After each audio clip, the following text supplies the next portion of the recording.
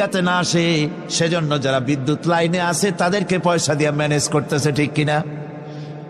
আমি পার্লামেন্টে বলেছি বিদ্যুৎ বাইরের থেকে আনতে হবে না, ঘুরে ঘুরে আবার বিদ্যুতের কথা আসলো।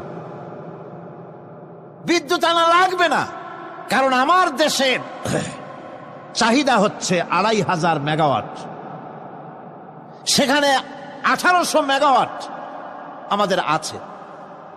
আরেকদিকে 4টা বিদ্যুৎ প্রকল্প বন্ধ হয়ে আছে।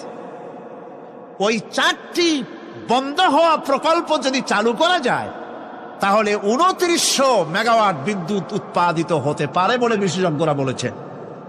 তাহলে আমাদের উদ্বৃত্ত 400 মেগাওয়াট থেকে যাবে। এইটাকে বাইরের থেকে আনার কোনো দরকার নাই। বিদ্যুতের অপচয় বন্ধ করুন, বিদ্যুতের চুরি বন্ধ করেন। মিল কল কারখানা যাদের আছে লক্ষ লক্ষ টাকা বিদ্যুৎ